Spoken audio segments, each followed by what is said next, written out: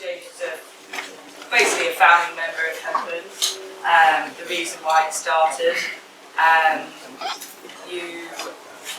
You knew about hemp already? Did I? Did you? Well, before Hempel, yes. Sorry. Yes. Joe isn't here, is he? No. Okay. Yeah. Yes, no, that's right. I grew it 2 years before Hempel. Yeah. And then Joe McGann went to Cat University and heard about hemp for construction and couldn't understand why people weren't growing it en masse. And there was only one other place that was growing hemp, Yorkshire hemp, which is still going now, for textiles on like really big scale. So there was no one doing it in a sort of small scale, holistic sort of way. It was just really big one crop sort of field scale stuff. So Joe was from around here, grew up around here, so got in touch with you. Yes. You got in touch with Tolly first, who I think gave him the thumbs down. Yes. And it ended up with me. Yes. And yeah, he'd also done I think a voluntary work here at Tolhurst. Yeah, and so yeah, he knew the estate, had a connection with the estate, and then made you a proposal to grow some hemp.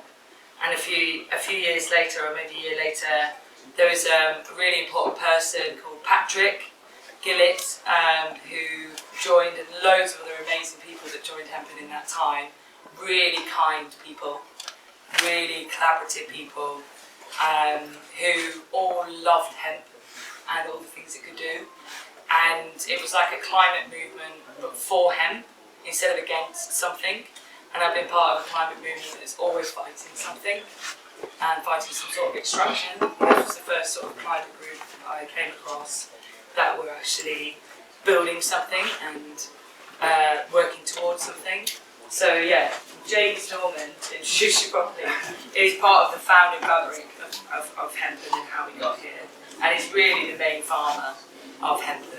Yeah. You're going to, okay. Yeah, is that good? Yeah. Cool. That's who I am. Yes. Just remind me, which year did you come to join Hempel? 8 years ago from now. So you were there for the Great Disaster? Yeah, I was there the first harvest. Well, not the first. The crop. 2019 Yeah. disaster? Yeah. Yes. Okay. So I can refer to you. Yeah. And Paddy was here before that? Yeah. I came as a volunteer in the first years, just for the harvest for 3 years, and then became a co-op member 6 years ago.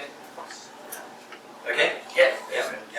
I feel like there's a sort of barrier between us. Yeah, let's move this. No, well, that's all right. And I'll pass the hemp around, give it a sniff, And I'm give it a overwhelmed by handle. the smell of the hemp, which is Yeah. actually, there's a lot of bad news. I'm just going to give you a brief account of our now 7 years work and over 11 years of growing hemp. And one of the reasons, not a trivial reason, is that it's just a fantastic plant, and the smell is just overwhelming.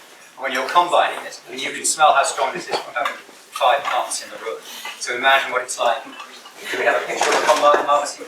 Imagine what it's like driving through 10 acres of it, cutting it, and literally sitting above it. It's just an overwhelming smell. It's like, if you can imagine what essential oil is. I really like those, yes. No, the barrier. No, there's no barrier. We're put together. Yeah, it's like, if you imagine what an essential oil is, that tiny little pot, it's like the capture of a lot of mass in the field. When you're in the field and doing it, it's just essential oil released all around you. So it's amazing. So, I don't know whether you can actually really see it. They're very small. Anyway, that is should be some pictures of us harvesting the hemp, which is the fun bit. So I'm just going to very briefly summarise this is a little bit data driven, although we have very little data, but I'm just going to summarise the crops we've grown and the acreages and the yields, and then tell you why so many of them failed, or rather a list of all the problems of growing hemp. Just in case anyone's thinking of growing hemp, I think you need to listen to this, because there's a lot of problems and more failures than successes. Yes. Although there are some successes. So it's not a tale of unremitting gloom, but nonetheless there are a lot of issues with it. And then at the end I've got a little list of the reasons why you should grow it, or at least reasons why it's a good crop to grow within an organic rotation.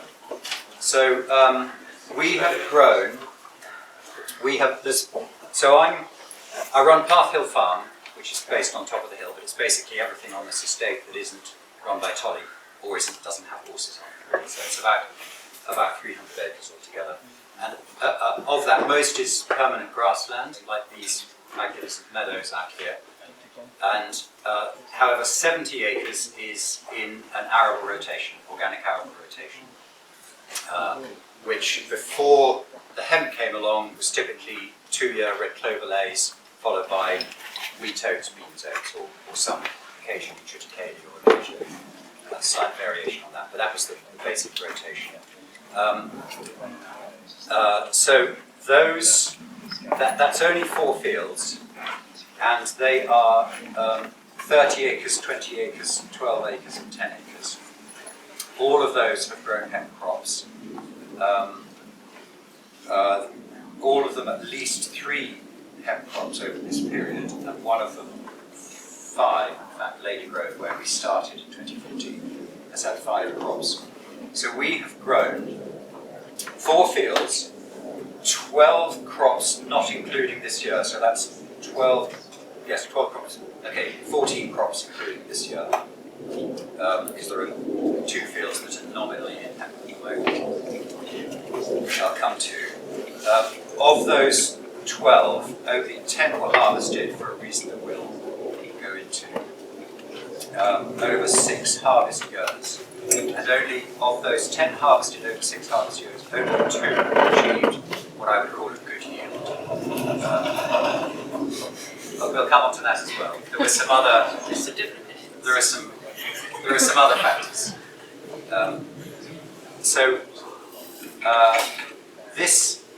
This sort of tiny total of 10 harvested crops over 6 years makes us the greatest experts on hemp growing in Britain.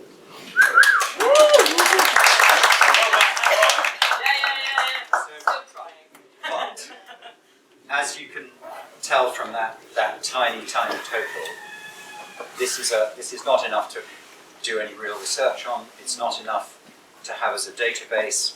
It's a tiny data set, and we still don't really know what we're doing. I think that's fair to say. I've started calling us, for a long time, we're like, we're a business, we're an enterprise, we're doing this.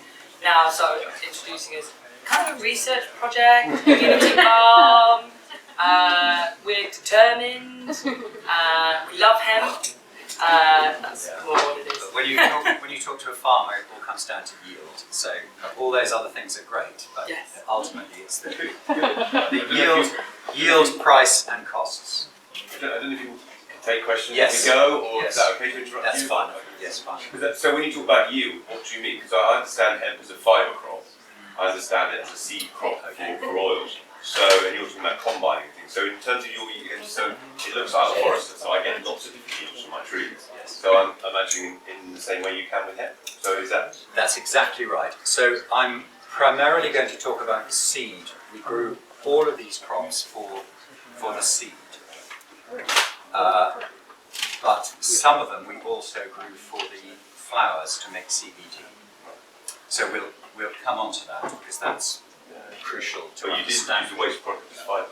Can you do that? There are no waste products, so- there's only co-products. Yeah, And then you okay. can literally Go on and on. go on, and actually the only thing But we you haven't argue got about that. is not doing stuff with the stuff Yeah. that we have. Just give a tiny bit of background to that. So when we started, there was no person alive who had ever grown hemp for seed in the UK, I think. That's Yeah. probably true.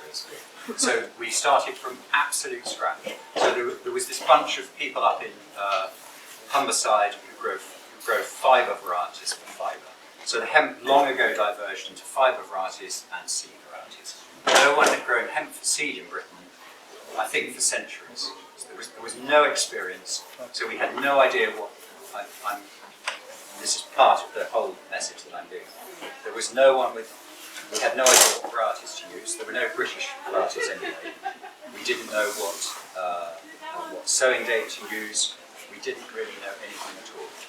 And farmers don't live long enough to do all that research so that you can, we couldn't on our own discover what varieties were best, what sowing date was best, sowing rate, and all those other factors. There are just too many variables.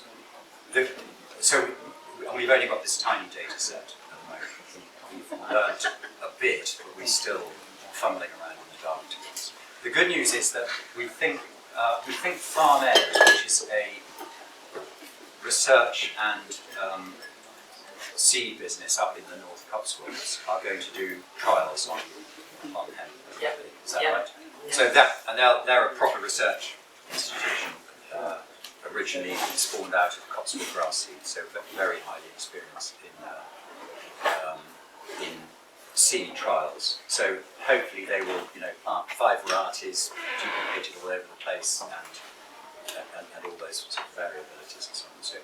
So that's the background. We're growing for seed. There are people growing for seed in other parts of the world, and that's what we've had to rely on both for seed and for advice. And we mostly grew a variety called Finola for all these years. And it's called Finola because it's developed in Finland. Now, I keep meaning to ask the people right at the beginning of this process, which is really Joe and then Theo, why were we using Finola? I just accepted it because they were the ones doing the research and saying we need to use this variety. Now, Finland is a rather different environment to Britain. It's really a continental climate with a short, dry summer, whereas we have long, wet summers. And we know that it can work because we've had some very good yields. So we know that Finola does work, but I don't really know why we chose Finola. We have tried 1 or 2 other varieties, but not with enough data to really know what we're doing. The seed stuff with cannabis, essentially, this is cannabis sativa, is really difficult. I think a lot of people are really shocked that we can't save seed. We have to buy registered, regulated seed. There's so much contention around this THC. I could go into it so much, how most of it is just complete utter bollocks with this THC level. As soon as you get too much sun on those plants, the THC just shoots up anyway. So it's just like we're buying regulated seed because of the 0.2 level THC level in it, and that really restricts us to about 30 varieties or cultivars of cannabis sativa, and from that you've got sometimes, a lot of the time it's like just trying to get hold of it and ship it here, get it over the border, cannabis seeds in ton packs, it's just, there's so much that goes into like trying to find the right seed and getting it here. I mean, Tom has even driven to France or the edge of Germany before to try and get the seed, put it in the van, sleep in the van overnight, drive it through the border, just hoping it'll be okay. So there's so much, we have to do so much to free up the cannabis seed. That work alone, no matter about the rest of the stuff we have to do. So, I know that some years we were trying 3 different seeds at once, like 3 different types of seeds in one field at once. Yeah, so we really, at this point now, after this many years, to sort of try and document clearly what exactly we've done and what we've learned from those years, rather than like, we have an idea of what we've done, but we need to put it into, we need to data it. So can I ask, so we touched on the THC issue. Yeah. And obviously, Issue. Controversial. Controversial. The wonderful thing about weed, and I will come back to that word a lot, because I think, but how are you legally doing this? Because everything we've heard is that now that the government have got this tied up, it's not even about going and getting seed. It's about you can't even start the plough field because you'll be in the wrong. So you've obviously got a license. So we got, when I started growing, Joe, the regulatory framework is very strange. Hemp is regulated by the Home Office under the Firearms and Controlled Drugs Licensing Department. We have a controlled drug substance. Yeah. And without that piece of paper, it's really like being at war. They are extremely hostile to growing cannabis in any form whatsoever. And it really has been very, very difficult. Right at the beginning, Joe knew somebody else with a license, and we grew, because one of the weird things about the regulatory system is that actually anybody can hold a license. And currently, the fields we've got now, Tolly is actually the license holder, although he's not growing it and has no real involvement with it, but he's the license holder and he can commission us to grow it. This is the weird thing. So right at the beginning, Joe knew someone else with a license and we grew under that license for 2014. And then, maybe 2014 and 2015, I'm so sorry, we grew it for 5 years in a row, from 2014 to 2019. And during that point, we got a license, which you have to go through, jump through numerous hoops to get that license, advanced criminal record checks and all that kind of thing. This is incredibly dangerous crop. However, we did get a license, and we were allowed to do it.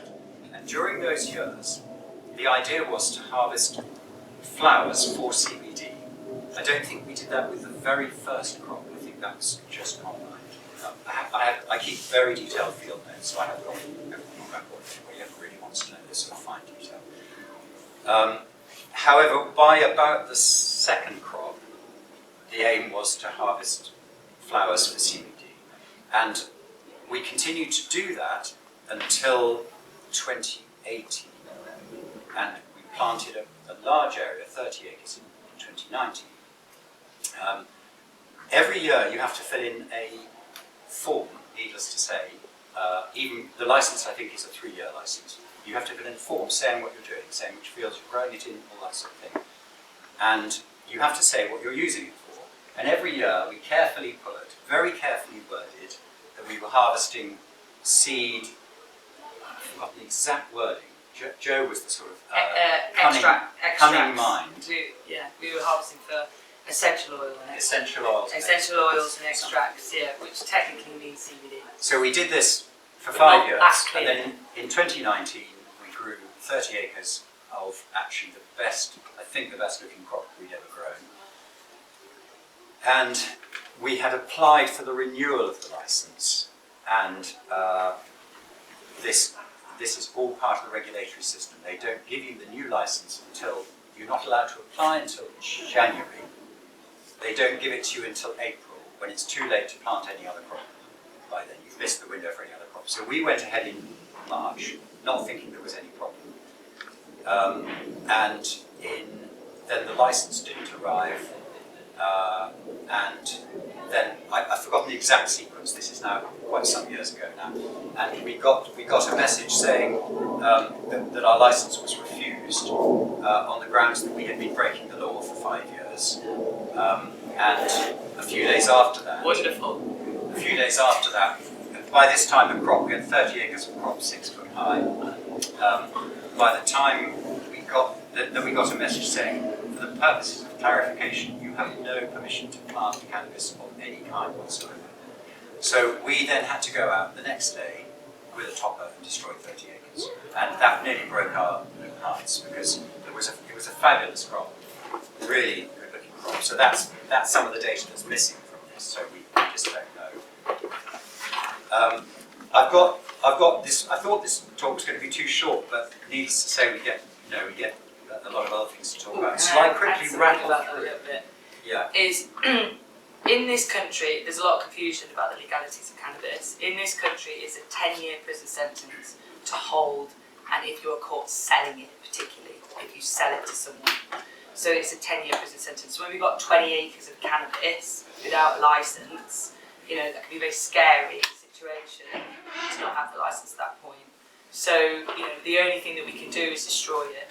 We couldn't do anything else. And because we're part of a larger community here, it's not just us that gets affected by these actions. Like, could we have not destroyed it and put up a fight? Yes, but we would affect everybody here so much, with that sort of battle. So, it was a BBC #1 news story for 2 days, which the BBC News is like 80% of the world's news. So a lot of people know about a hemp farm that lost their crop because of the government licensing system. They don't necessarily know it's hempen, but they know that story, and it's quite a famous story. On what basis did they refused the license? It took us 2 pro bono lawyers, multiple But why? months, What was to the get reason? some Yeah. information out of this situation of why this Oh, happened. they didn't tell you. No, they gave us an email, and it's a legal document, an email that says your license is on the way, because you have to redo your license every 3 years. So you just have to do a report every year. Every 3 years you have to have a new license altogether. That's due to change next year, guys, to 6 years. Okay, so it is moving forwards, and that's much better for everybody. Because the first year you don't always grow as well, because the license doesn't arrive till mid-season. So you get an email saying you're going to get one, but your license arrives after you've sown the crop. And that is a very risky thing, and farmers do it, and we did that. Because obviously we'd grown for 3 years before, otherwise we'd miss a year. And we're a hemp farm, we haven't got anything else to sell. So we need to grow the hemp as a business, we're trying to build a viable business.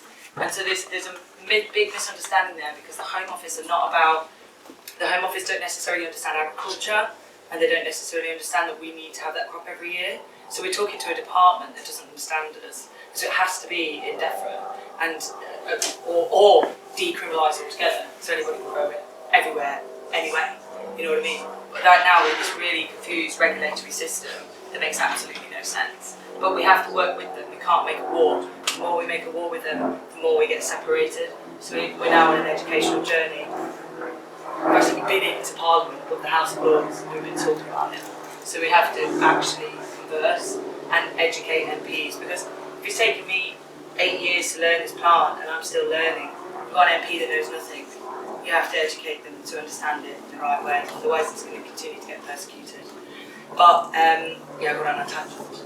So, But yeah, So the main, so the Home Office, when they did eventually give a reason, I think I'm right in saying Yes. that they said we'd been breaking the law by harvesting flowers. Yeah. They said that the Act of Parliament, which obviously we read, Yeah. says that you can only harvest seeds. Actually, it says nothing of the sort, does it? Yeah. It doesn't say anything like that at all. It's very vague as to what you can do.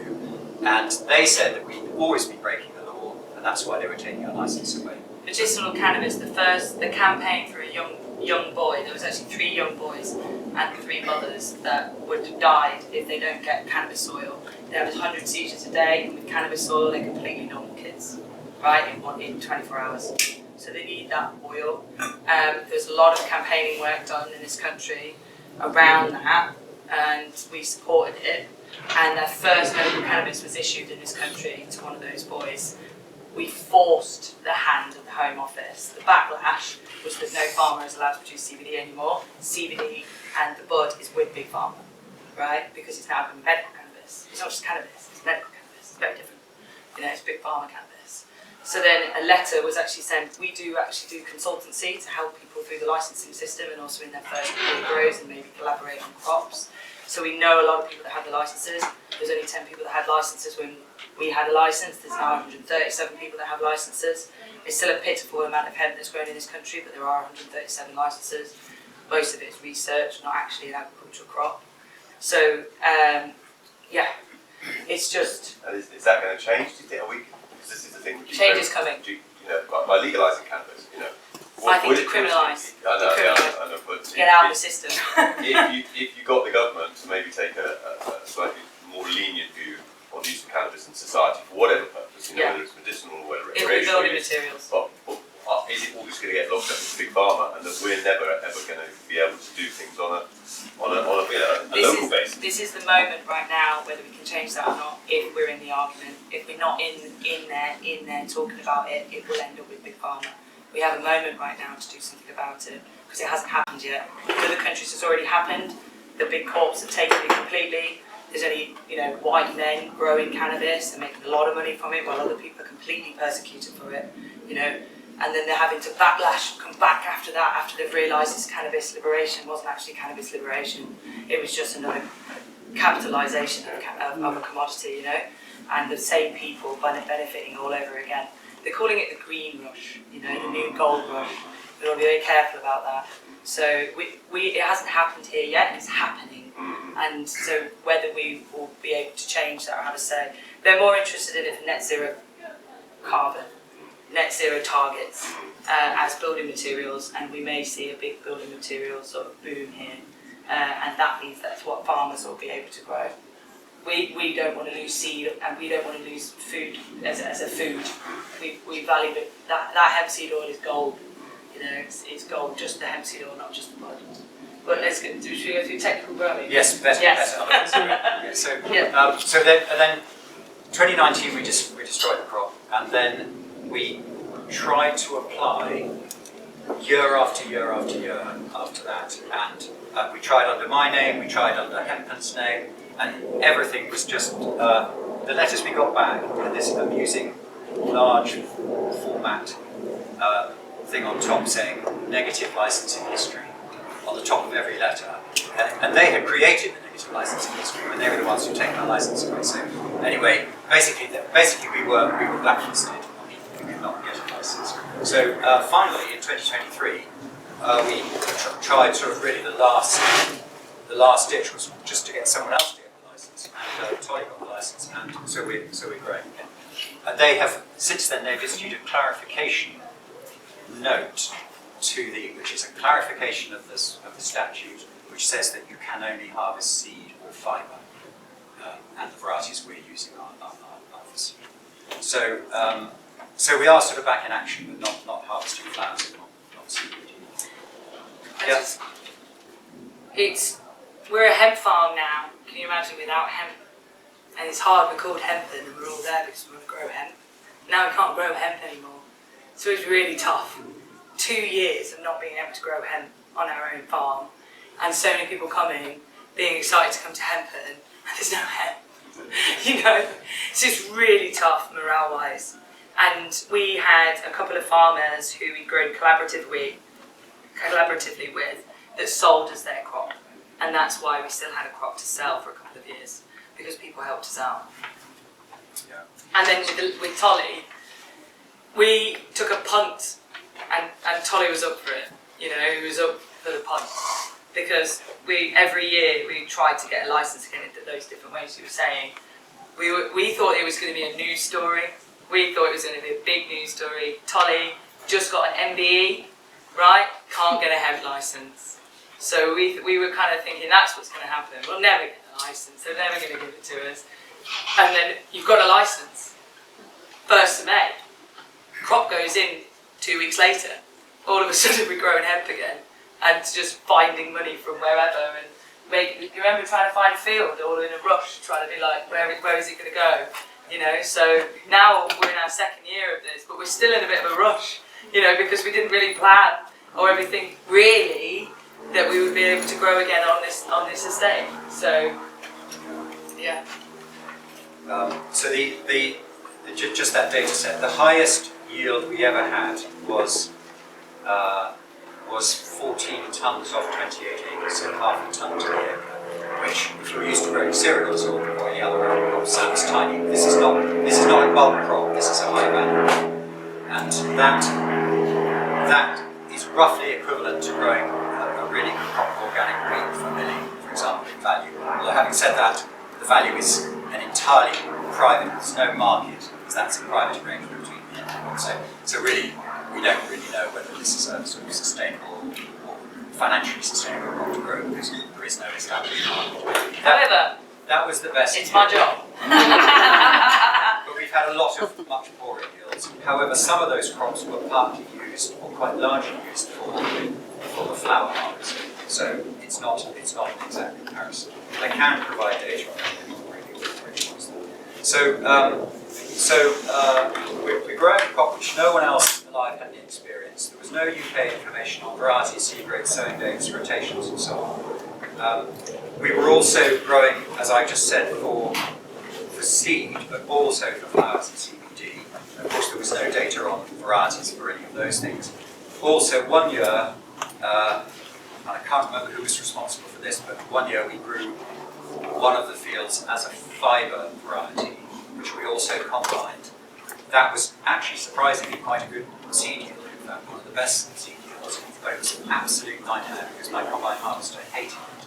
The combines hate harvesting hemp anyway, because it's rope, basically. They hate it anyway, and that fibre crop. So never grow a fibre crop and try and combine it. I said after that, I'm never growing a fibre crop. That was my blacklist. I saw a film on flax the other day, and they were cutting it with a regal binder, and then they were stacking it like strips for thatching. So that's obviously how they used to do it. But We've done it. and is that That must have been organic because conventional farmers was just desiccating. But you still got the fibre going through the combine, haven't you? That's the trouble. Yes. Yeah. Well, they are. These fibre crops are difficult to combine. But If you cut them through. There might be a picture where you can barely see. so I use. Combining. So my combine, which you can't even Can't see. even, can you see now? I'm very proud of my We combine. didn't get the dark It's a stage here. Class Dominator, 1983. 1985, I beg your pardon. So almost 40-year-old combine, but in fact you can't use the modern combines for fibre crops because they're called axial flow combines. And apparently they will block up. Apparently. So anyway, so that's our combine. It's got some particular difficulties because it's a very late sown crop. It's usually sown, although again we don't have data on this, but in the countries where we bought the seed from, it is sown at the very end of May or even in June. So this can be a problem if you have drought following sowing, which you often do. It doesn't germinate. So that's a problem. I don't know how they get around this in countries like Russia, where a lot is used to be grown anyway, and countries like Finland. I don't know what they do. And it's also, these are just technical difficulties. It's also difficult to harvest, and that's because it's very, very late. So it is usually harvested at the very end of September. And if we had a week of fine weather now, I'd be out this afternoon getting the combine ready and trying to harvest it this week. I mean, the crop is ready, but you need 2 or 3 really good hot days, and that's because it's an oil seed. It's tightly bound in the head, and it's really difficult to thresh. So it's difficult anyway, and if there's any moisture in the air, you can't thresh it at all because it just gums up. It's oily and sticky and gums up. So it has to be really ripe. If you go in a week too early, it won't thresh at all. And then you need some really good weather very late in the year. So there are some sort of technical difficulties with this. I'm just going to gloss over this, but these very variable yields are part of a pattern of something weird that's happening on my arable land, which the organic experts do not understand. My organic arable yields started declining in 2008 and have crashed to very, very low levels. Strangely, some of the hemp crops have been the bright spots in that, but all the other arable yields have gone down and down and down, despite the fact that my soils go up and up and up in fertility.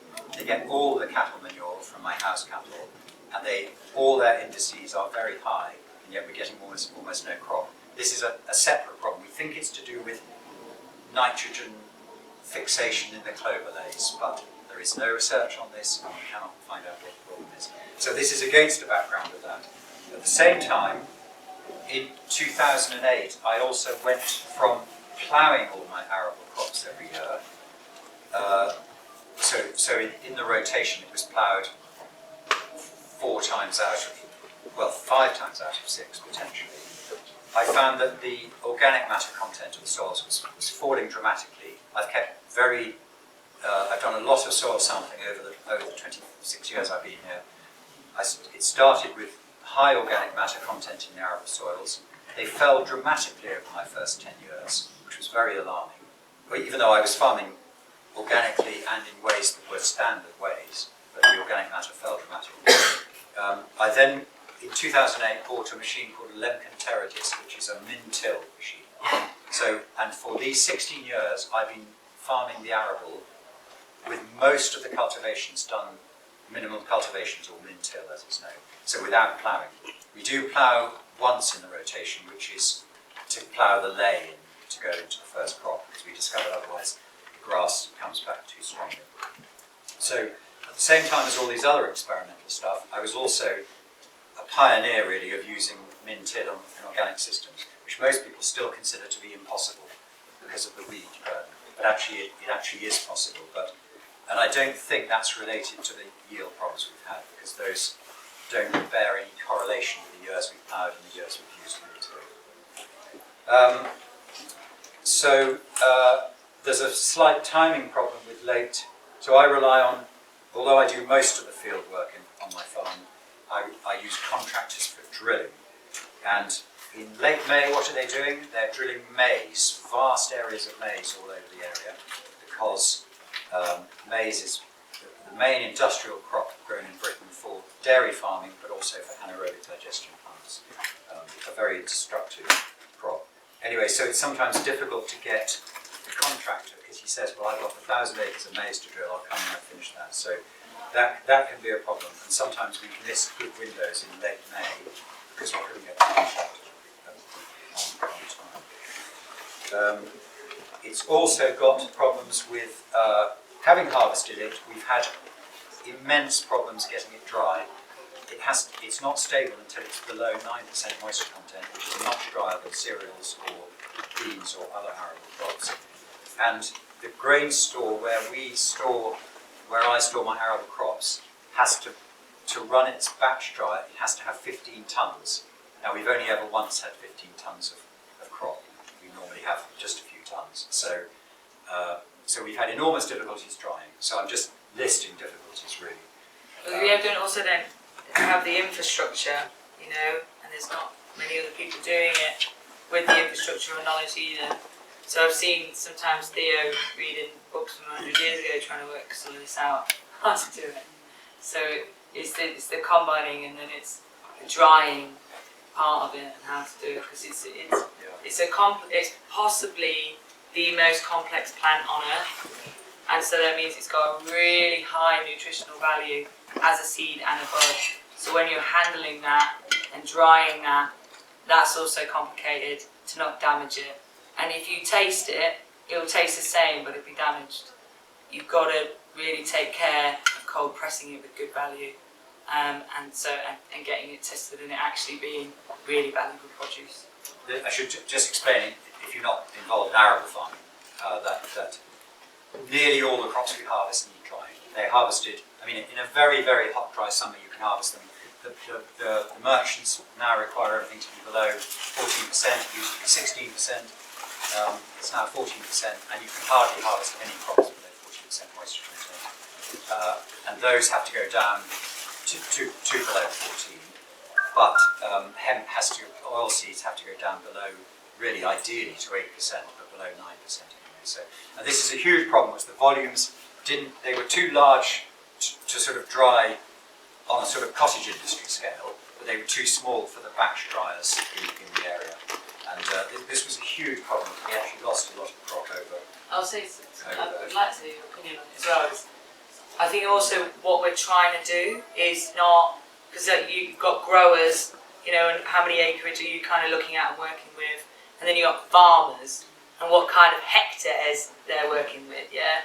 We're somewhere in the middle of this, where we're kind of a craft grain farmer, you know, we're looking at like 10, 40 acres, you know, maybe 80 acres with another farm at the same time, you know, and we're handling a huge, like a small amount of crop that's worth quite a high value. So it's just, we're sort of an anomaly a bit, I think, in this, because we want to be a regional food hub. That's kind of what we're trying to build, is local, regional hemp, even though we do sell it all across the UK. Yeah. So in the 7 years that I've grown it, I've grown a grand total of 236 acres. That is massively more than anyone else has grown. Yeah. Seed hemp. And I think it's also, it sort of sounds like an unremitting tale of problems, which I think it's also fair to say that the other farms that have grown have also had very mixed, and mostly really poor crops. And this really is, we know the crop has potential because we've had some good crops, but do you think it's got potential?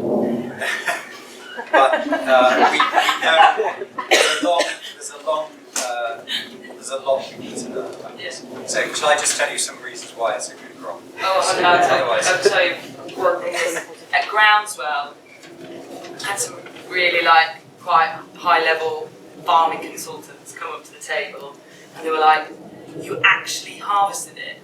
And we were like, and I was like, "Yeah, because we've got James, you know, like we've got the best expert hemp combine harvested person ever. It's the only reason why I've been able to do it. And they're just like, yeah, we grew it, we thought we could harvest it, we can't. You know, yeah. Two really, really top consultants, they just couldn't. Even the land that Groundswell is on, they grew hemp and they couldn't harvest it. Yeah. So it's like, you know, James is very skilled at combining hemp, Sophia, basically. Setting up. can I ask you a question? Yeah. I wanted to ask, do you think that there has been any like socio-economic factors that like play a role in like selling hemp and growing it? In short, 100 years ago this crop was banned and we are trying to undo 100 years worth of damage. And there's three main big players. First one is paper and pulp. We're still chopping down the rainforest. And we shouldn't be doing that because the paper and pulp industries are so powerful and they're still powerful now. Hemp fibre is, the shiv inside, we'll break up one of these plants in a minute, we'll learn all the pieces of it, but is 7 times more recyclable tree paper. You don't have to use any chemicals either, so the chemical companies also lose out. You've got big chem. This is an amazing biofuel, all of these other things. It got buried basically because it would have been the first $1 billion industry ever in the world. So they decided that was going to be wood, not hemp. And those big families shut it down big time. And then after that you've got big chem, after that you've got racial politics, after that you've got big pharma, understanding that it's one of the most best medicines in the world, and it would put big pharma out of business by half. You know, there's a lot of evidence to say this now. So there's a lot of damage been done, and that's why it's so buried. And all we're trying to do is try and unpick that, and we have to be careful how it is liberated, and who it is liberated for, and why, and who makes money from it. So it has huge potential as a fibre crop. Although, having said that, it's still an arable crop. You're still cultivating, and on conventional farms there, I don't think they're using herbicides and pesticides actually, but they're using fertilisers anyway, and it still requires ploughing. I've got both farming and a woodland management background, and in my view we should be growing short rotation copies or woody crops anyway. But hemp fibre is tremendously valuable, and as it can do things that wood fibre can't. So just very briefly, we've already talked, really, we've covered this sort of administrative and political difficulties that we've had. And so currently we're okay, we've got a license, we're allowed to harvest. Having said that, it appears to be a good crop for organic because I think it has a low requirement for nitrogen. And interestingly, our two best crops have followed cereal crops. So they didn't follow the clover legs, where in any case we think something really weird is happening to the nitrogen metabolism. They've actually followed cereal crops. So they clearly have a low requirement for nitrogen. They have no pests or diseases that appear to be significant in the UK climate.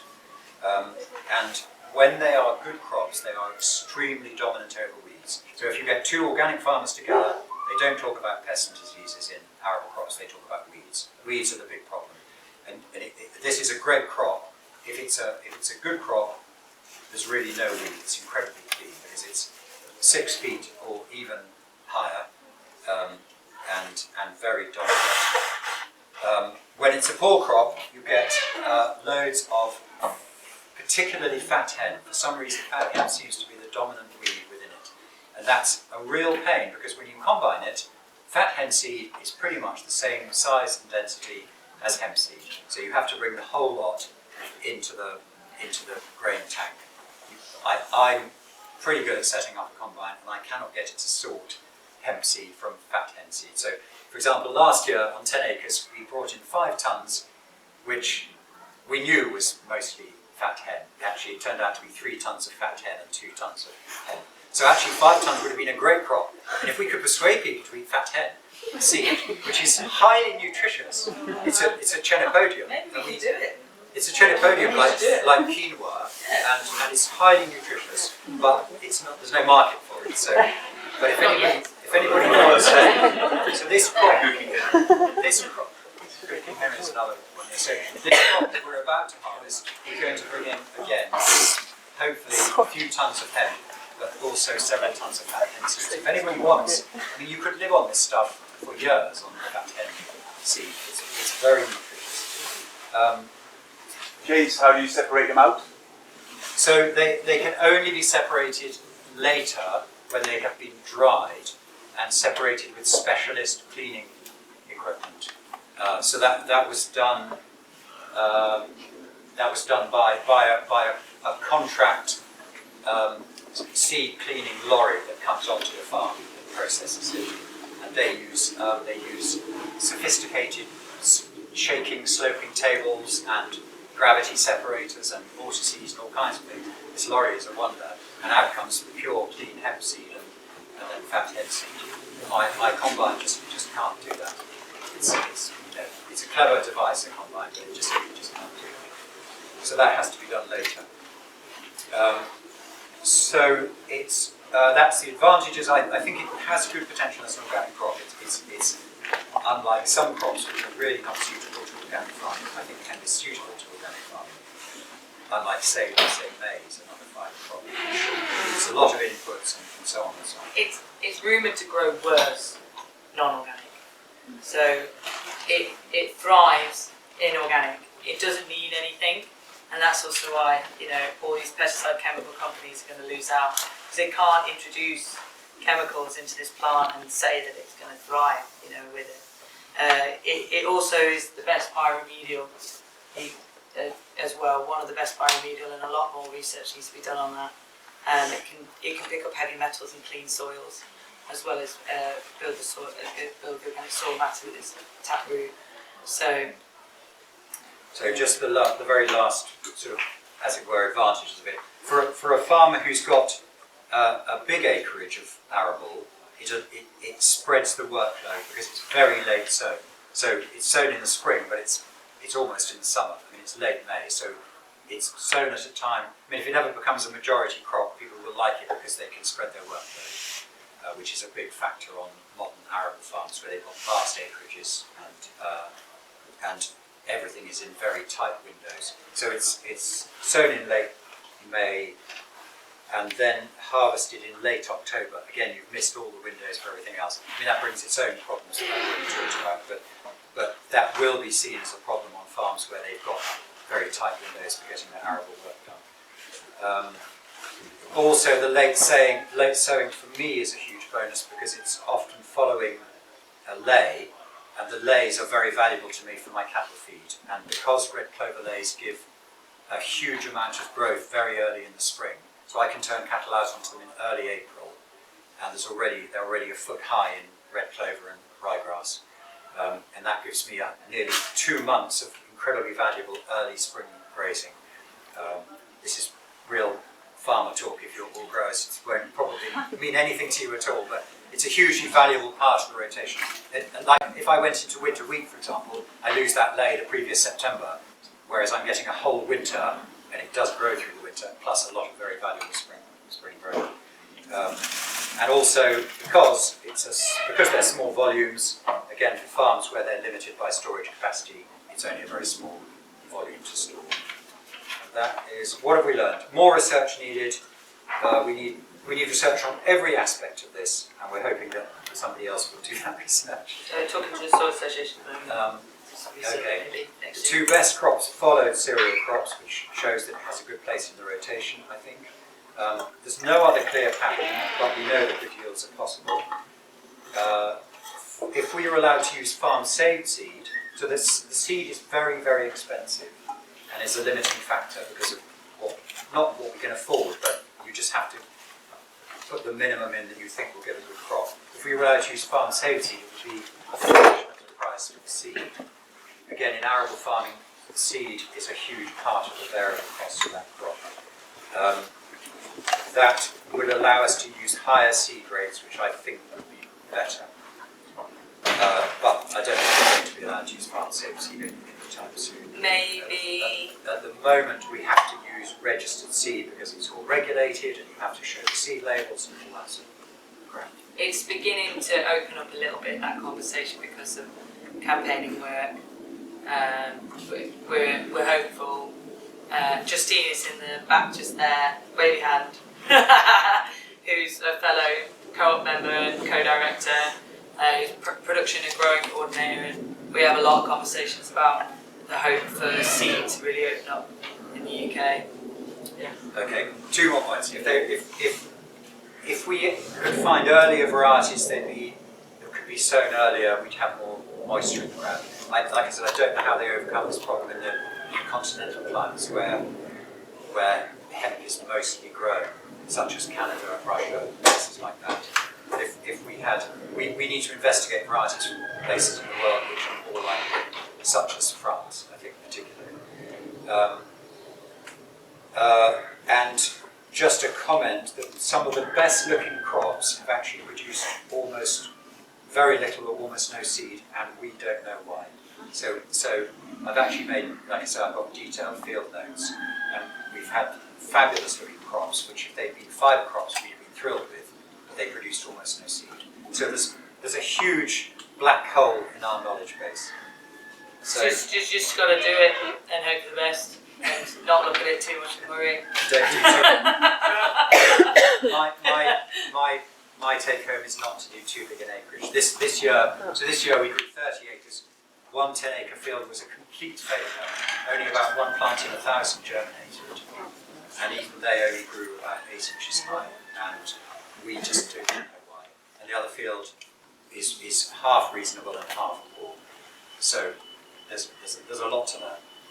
And then I'm gonna, so you can break for lunch properly, just gonna connect with bits and pieces of this plant. If there's any other plants around, you're welcome to start taking it apart. These leaves, they have to stay in the field. We're not allowed to take them out of the field. We used to sell them as tea. We're not allowed to sell it as tea. It's safe. Agency say we're not allowed to sell it as tea. This bit. So we sell the stalks now. Anything that's green on the plant has all the compounds and cannabinoids in it. So as soon as you've got heat extraction on that, you've got your cannabinoids. The next bit is these bits, your bud bits, right? Your flower. The bigger the flower, the more the seed. So you want big bud. Yeah, that's what we're scared of. So the more that develops, the more seed we're going to get. And right now, there's a lot of confusion between the female and male plant. So when we grow hemp, we grow about 50% male, 50% female, so that the plants get pollinated. The male plant, you never see it. You never ever see pictures of the male plant. It's on all of our packaging, the male plant. It's got like, is it star? How do you call it? I call it the wrong name. Star pods, I call them. Pollen sacs. Pollen sacs, yeah. And they open up into a little star star flowers. Absolutely gorgeous. Yeah. Gorgeous. Releases pollen. So beautiful. Really flowery, thinner looking plants with just the actual big cannabis leaf coming off off the side. So beautiful, the male plant. Then that pollen hits the female bud and then pollinates it basically. Through the wind, you'll see the pollen sort of flying through the wind.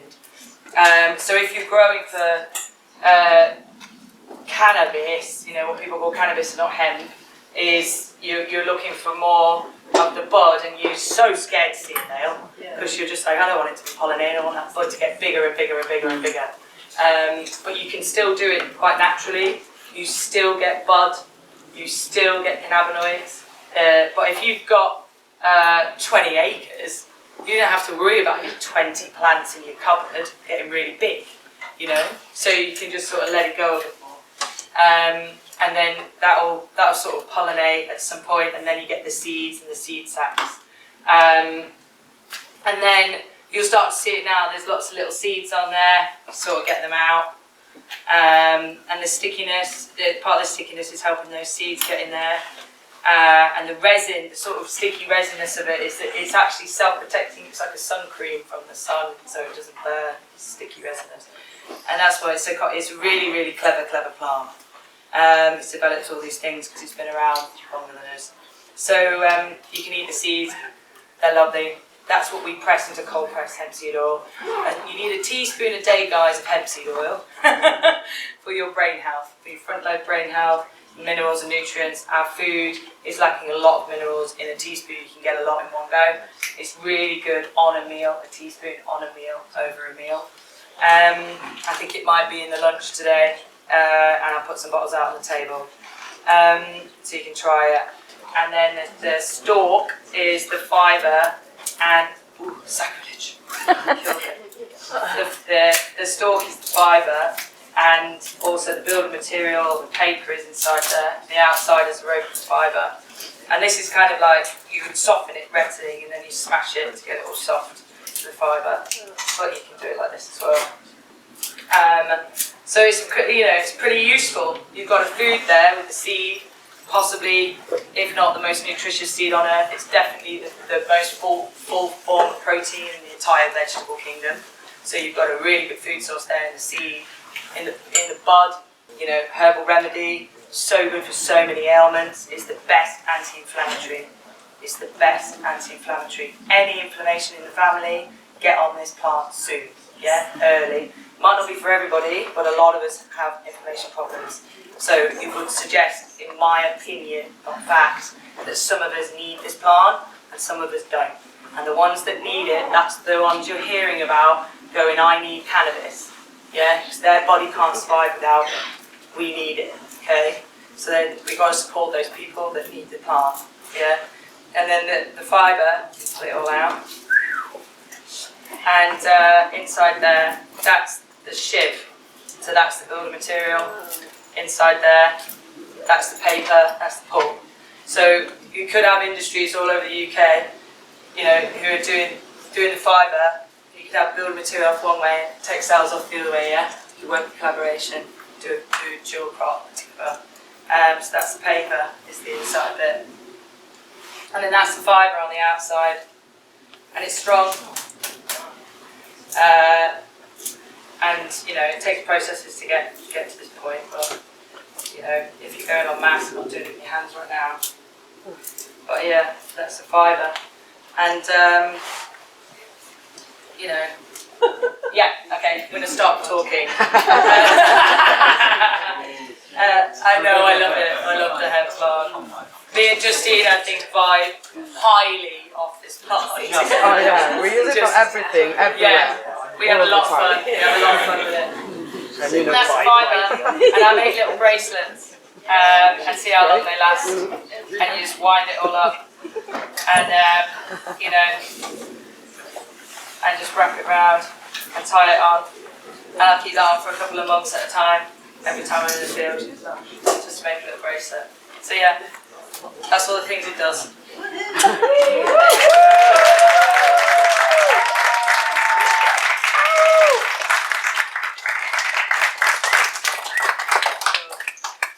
Great, thanks everyone. So if you want to find out more about hemp, is there a place that people can come and find you later? There is a hemp store There we go. here with all our products on, and please go and try all of them. Try a little bit, every single product. You don't have to buy it, just try it, okay? And Okay, so, and I'll just tell you what else is going on. So till 3 PM you've got your lunch break, and at 2 PM there's going to be some live music. So try and get around, meet some more people, eat some delicious food, and then from 3 PM back here, I have forgotten, you can come back here. Oh, so for the CSA meetup, if you don't know what CSA means, it's Community Supported Agriculture. So come and chat to some people, and then a little bit later there'll be an Assess Your Soil session, where you'll meet here and then go and dig up some soil, so really hands-on. So enjoy your lunches, see you later, thanks very much.